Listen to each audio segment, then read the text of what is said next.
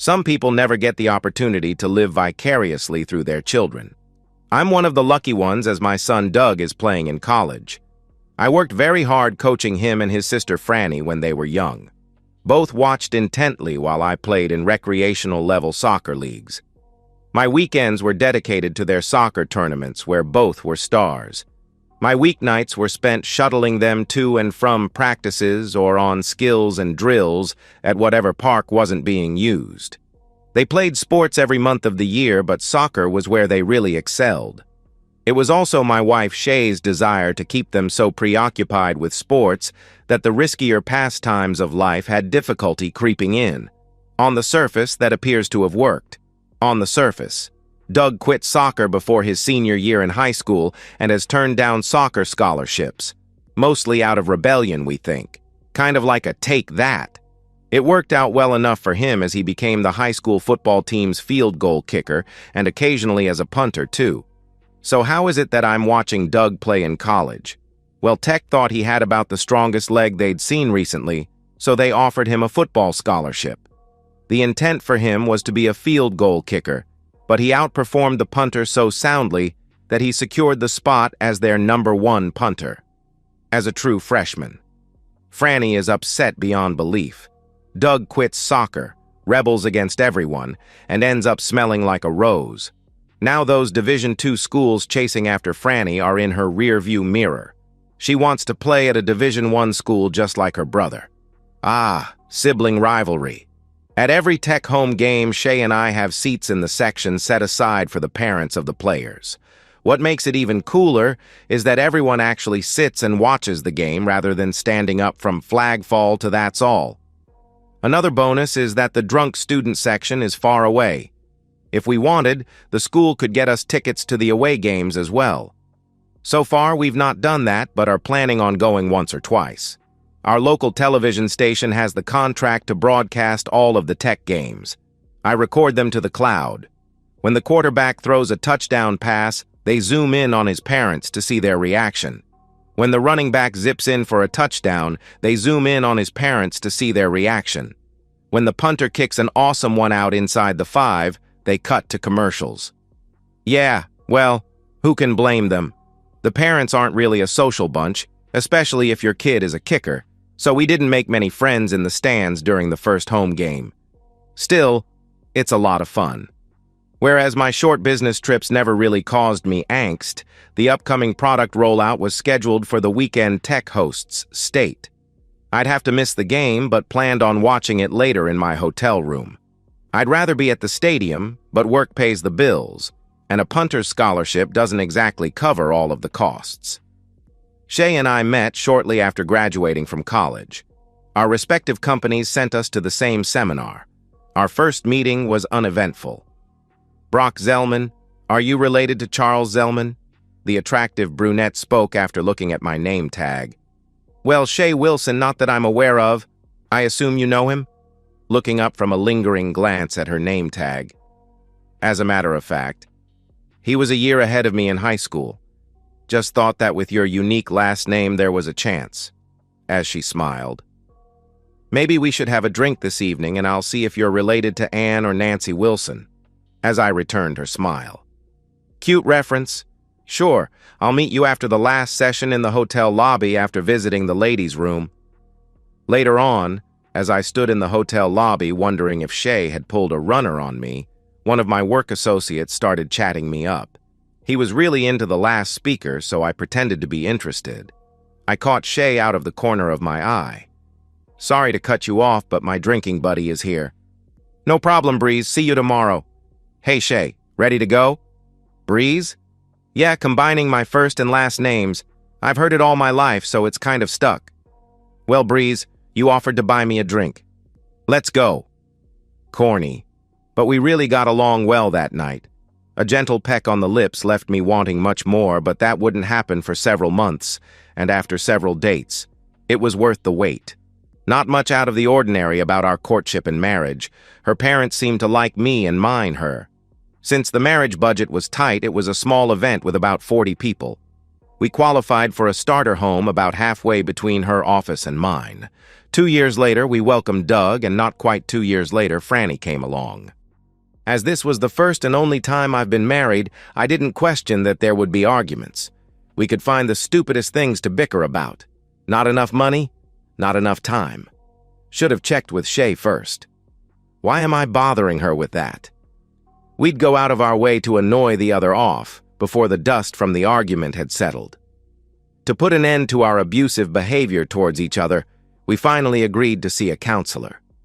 That seemed to help some, but we have a ways to go. One Saturday night, after some tussle about what I can't remember, we had my company party to attend. Shay flirted shamelessly and danced inappropriately all evening, just trying to get me to make a scene. I watched like a hawk, but she always kept inappropriate hands at length. However, there were touches and chaste kisses and embraces.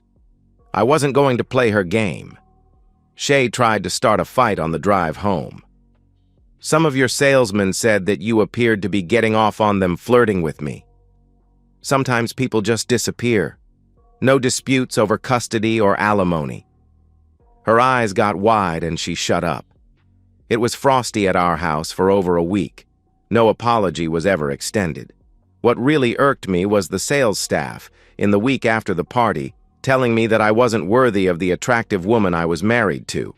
One jerk even had the gall to ask if we had an open marriage. A note on my desk suggested that since I was inadequate as a husband, I should hand her off each weekend.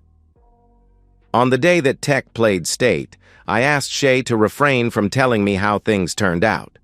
I wanted to watch it in my suite, enjoying the company-paid room service dinner and drinks.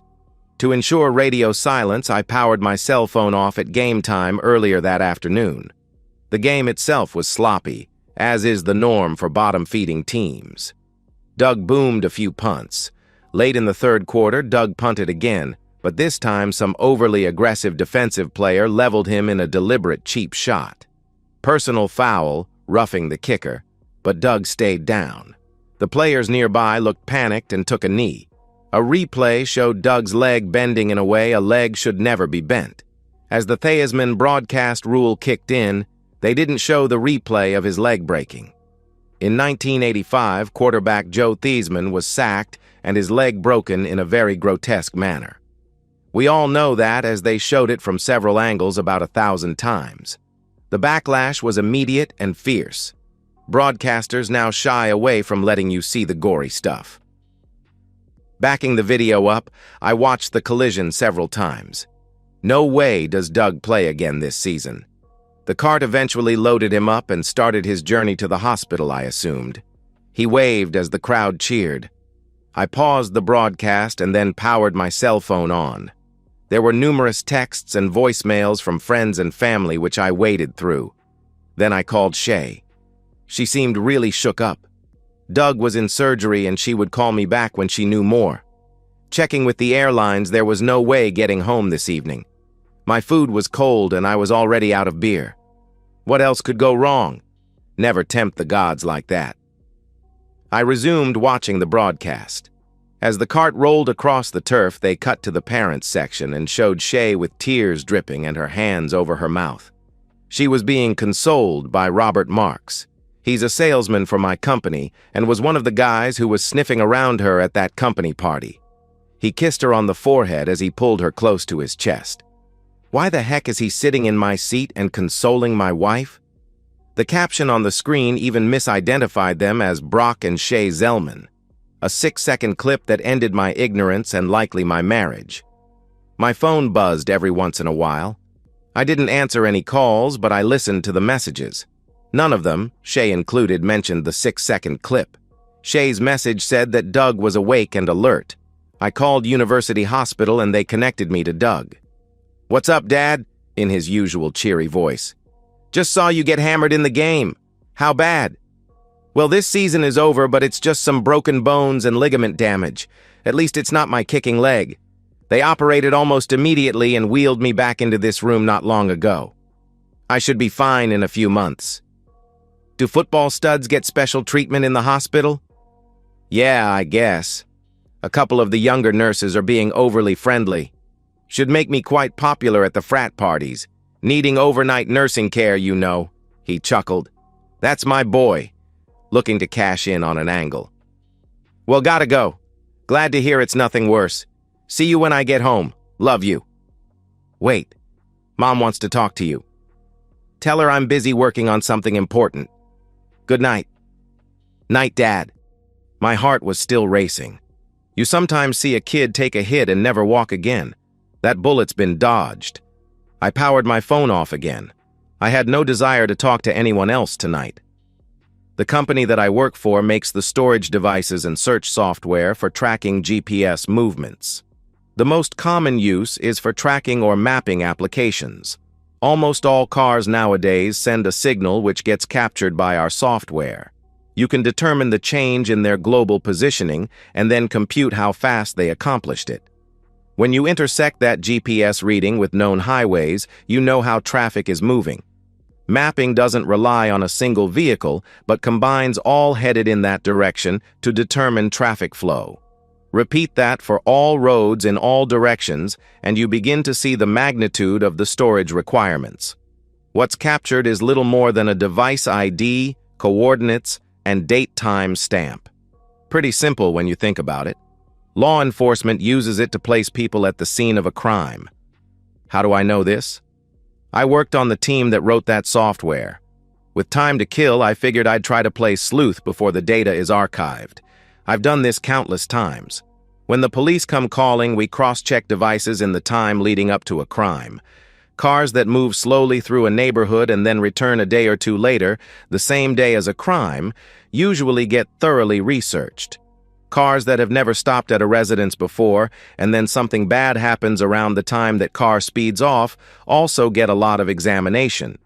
Tools like this make identifying potential suspects easier. There's several lawsuits winding their way through the courts claiming that this violates someone's right to privacy. Most have lost, as this isn't really all that different from an eyewitness report. With the exact global coordinates for my house, I searched for all GPS signals near that location, starting at around 2 a.m. Saturday. As one might suspect, not much activity at that time of day. Around 8 a.m., the database picked up a new device, and almost immediately a second device. The first one is likely to be Shay's car, and the second her cell phone once it disconnected from the house Wi-Fi. Gathering hits from both devices into a temporary database, I knew where those devices went since then. Shay's car stopped moving around 8:30 a.m., but her cell phone pinged right up until now. Having captured that data, I set about to put streets and buildings to the device movements. What I found made my blood boil. Her car stopped at a house owned by Robert and Teresa Marks. Her cell phone stayed there until around 11 a.m. and then continued to the football stadium on Tech's campus. So she had her own little tailgating party at the Marks residence. Maybe they were simply making bets on the game, going over the stats, right? My turn to call nonsense. Around the time Doug was taken to University Hospital, Shay's cell phone also made its way there, and that's where it is currently located. Guess she'll need a ride to pick up her car. On a whim, I decided to map all of Shay's car movements for the last week. That's all that's available without tapping into archived databases. I discarded all but the stopping points, and it painted a sickening picture. As expected, she went to work stopping for short periods at what must have been stoplights.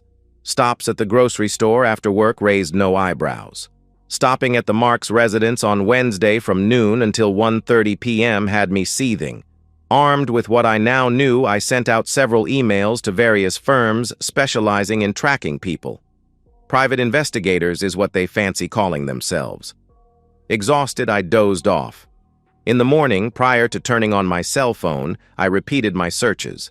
Shay's cell phone left the hospital around 11 p.m. and went directly to her car. With little hesitation, her car left the Marks residence, and both devices returned to our house just before midnight. A few of my emails requesting rates and availability had been answered. Of course, they were available to help me if my wallet was fatter. Looks like I'll need another strategy. When my cell was revived, there were more well-wishers and an upset Shay since I failed to call or text her. I still wasn't in the mood to talk, so I sent a message. Late night, early start, Chat with you later. My phone buzzed with an incoming call. Shay, of course, but I simply let it go to messages. I didn't need to meet up at our demo booth for another 90 minutes, so I dug into the background of Robert and Teresa Marks. I was specifically looking for her email and phone number, which I found. They were parents of one child, and their kid was in a different high school than Franny. It was time to head to work, so I filed all that information away. My plan was to have Teresa Marks discover them if they repeated their Wednesday get-together. How to supply that information without it tracing back to me was my next obstacle to overcome. At lunch, I did some more research on Teresa. My plan was to print shop a picture of Robert, Shay, and Shay's car, with a note stating that this car has been seen at her house on Wednesdays around noon, and the lady and gentleman went inside for 90 minutes. I'd overnight an envelope to Teresa at her office and let her do the dirty work. Before my lunch break was over, I called Doug again. He was soaking up the attention and had even done an interview with our local television station. Turns out the roughing the kicker penalty gave our team a first down, and they scored the go-ahead touchdown a few plays later and then held on to win the game. Quite a price to pay, but he was loving it. Shay must have been at the hospital as she called as soon as I disconnected from Doug. "This is Breeze," should annoy her. "This is your wife. Would it kill you to call me?" "Hey, I'm trying to earn a living. What's so important that it can't wait until I get home?" There was a hesitation. "I just miss you, and it was very traumatic when Doug got injured." "Well, he seems to be doing fine. My lunch break is about over. I'll call you from the airport later tonight." I didn't wait for a response and ignored the immediate return call. I should probably tone it down, or she might not repeat her Wednesday affair. I really want Teresa to handle this, as I don't think I could avoid jail time if I got involved. I prepared the overnight envelope for Teresa and dropped it off on my way to the airport. Getting in near midnight on Sunday gave me an excuse to spend very little time with Shay. She left for her job Monday morning before I got up. As I had some comp time coming, I dropped by University Hospital and visited with Doug. His cast had too many signatures to count. His current girlfriend, whom I'd never met, was anxious to get him away from the fawning cheerleaders and nurses. Later in the day, Shay sent a text. "What time will you be home tonight?" I responded. "Lots of paperwork from the show, so don't wait on me to eat." When I rolled in around 9 p.m., I could tell that Shay was upset. I figured if I kept her in that mood, she'd seek comfort in Robert's arms again. Our conversation was dominated by me rambling on and on about imaginary problems with the show and my boss and the customers, and Shay finally said she was going to bed. Franny sent me a text on Tuesday telling me she'd gotten a campus visit invite. This worked perfectly, and I replied that we should go out and celebrate tonight. By the time we got home, it was about 10 p.m. and everyone was exhausted. Again, I didn't have to spend time with Shay. Wednesday morning brought mixed emotions. I wanted to believe that Shay would never cheat, but that was being overridden with the desire for Teresa to catch her in the act. Unlike the previous few days, there were no text messages from Shay. So late afternoon, I sent one to her. "I'll be home early tonight." Shay usually beats me home unless she stops to run errands. When Franny came in from practice around 7 p.m., she looked around. "Where's Mom?" "Not sure. I haven't heard a thing from her today. I sent a text earlier but got no response." "Just as well. She's been a real pain recently." "You guys okay?" "I don't know. Difficult doesn't begin to describe it. What do you want to do for dinner?" "I've got some protein meals, so don't worry about me." I tried Shay's cell and left another voice message. Franny went to bed at her normal time. I was beginning to get worried, so I sent another text message. Still no response. I tapped the database again and confirmed that Shay's car arrived at the Marks residence a few minutes after noon. Different this time was that it left around 12:45 p.m. and stopped at a rest area off of the interstate 30 miles north of the city. That's where it currently sits. Franny was out the door early as she had weight training before school. None of my calls or messages had been returned. Mixed emotions again. On my way to work, I stopped in to see Doug. His girlfriend was there again. No, he hadn't heard from his mom recently. He was thrilled that they were releasing him today. Around 10 a.m., I was summoned to the front desk and found a man waiting to speak with me. Nate Bellows identified himself as a detective. They'd found Shay's car and she was locked in the trunk.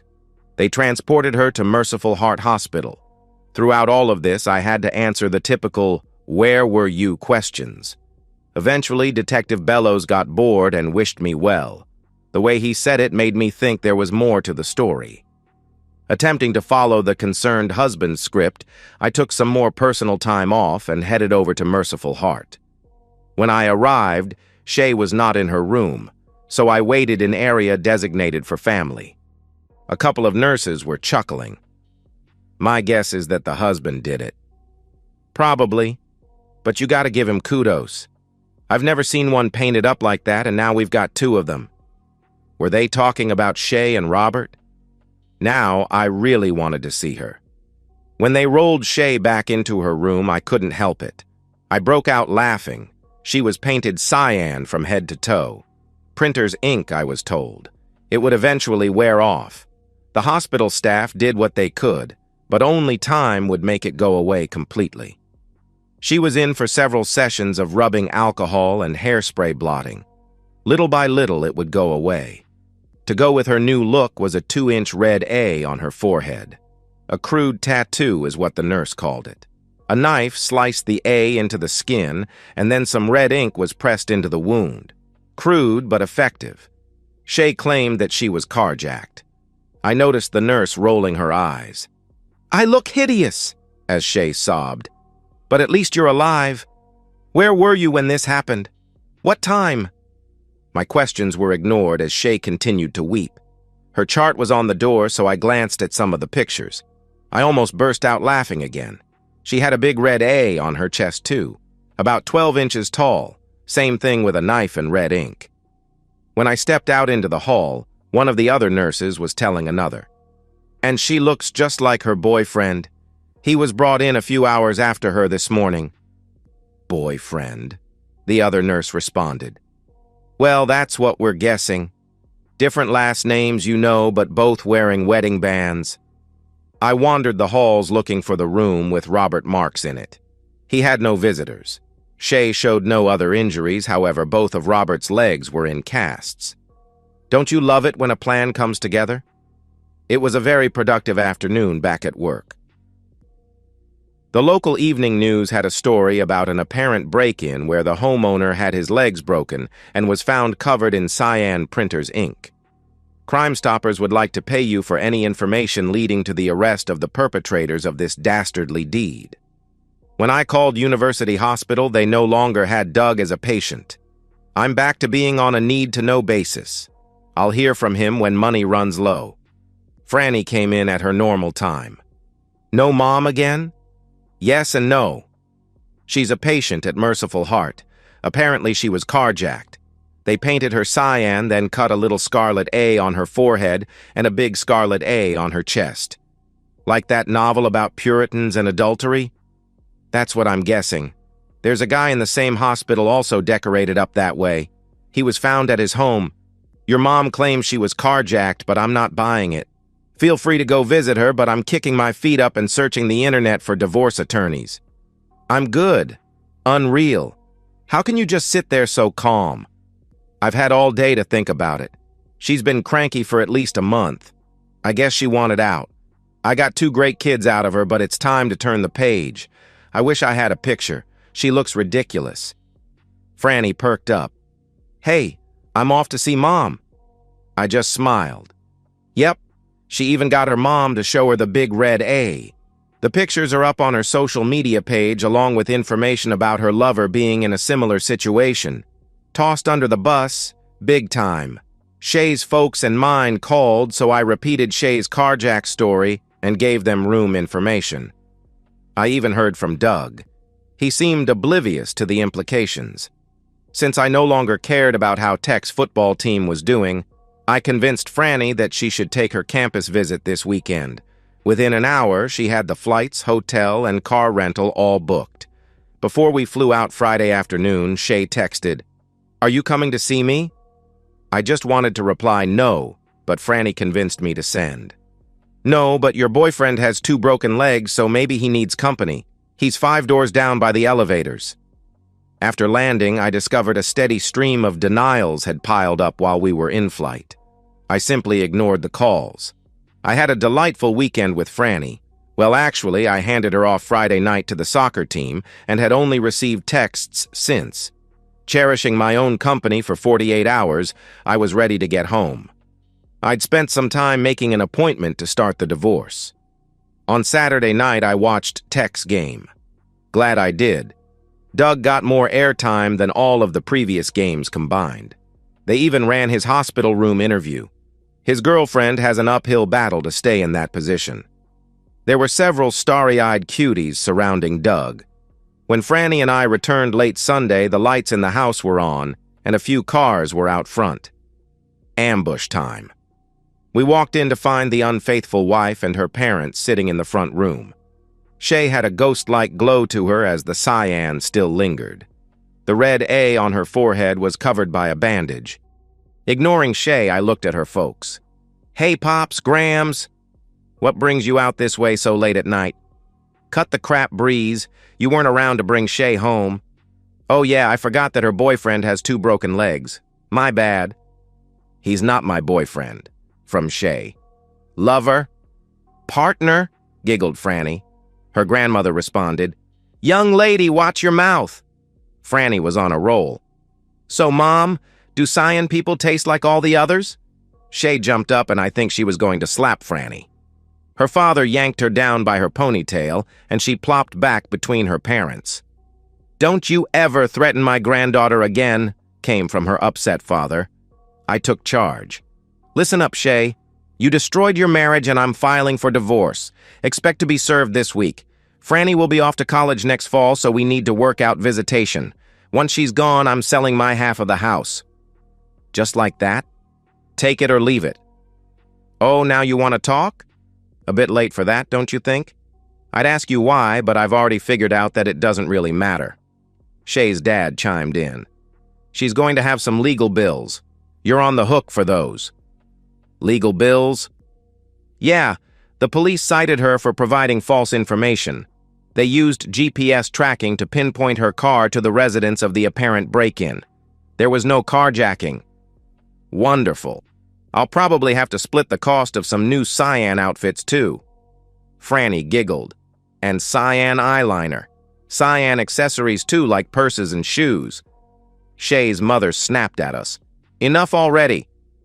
Well, why don't you make it easy on everybody and take her with you? We'll even help pack a suitcase or 2.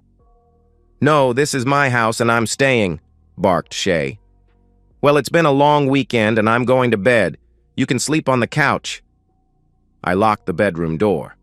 Don't know when they left, but Shay's parents weren't around in the morning. Franny was already gone. I left as quickly as I could. Divorce papers were served to Shay.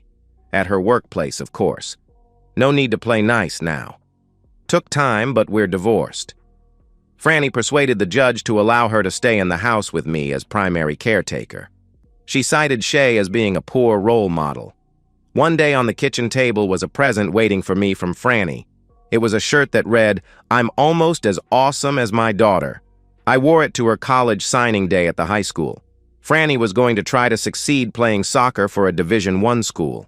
As expected, I had to endure several interviews with the authorities. Always present was my attorney, as I wasn't about to let my guard down. Since Teresa's brother runs a print shop, she and he were mentioned as persons of interest, but no charges were ever announced. Doug recovered and started his sophomore year as the #1 punter again. It still amazes me that nobody has ever mentioned seeing Shay with someone else at that football game. The caption on the screen must have fooled everybody but one. Franny's freshman year was trying for her. No playing time as she was red-shirted due to the number of seniors. However, they renewed her scholarship and she's now getting lots of playing time. Doug has let his hair grow and has a new girlfriend just about every time I see him. At home or on the road, I attend both kids' games, work permitting. What better way to spend their inheritance? I don't date much, but that's slowly beginning to change. Took me the better part of a year to even have a casual relationship. It felt like I was cheating. What's up with that? I miss what I had, but not what it turned into. As expected, I see Shay at major events involving our kids. She's brought a date a few times, but it's never the same guy. If we happen to chat, I end it quickly, trying not to be rude before mingling amongst the other guests. Not letting her ease her conscience is my last little bit of petty revenge. And so, we've reached the end of today's story. Was it what you expected, or did it take a twist you didn't see coming? I'm curious to hear your thoughts. Share them in the comments below, and let's get a conversation going. If this story kept you hooked, make sure to hit that like button. And if you're new here or just haven't subscribed yet, now's the perfect time to join our community. I bring you fresh, captivating stories every day, so click that subscribe button and turn on notifications so you never miss out. Thanks for watching, and I'll see you in the next one.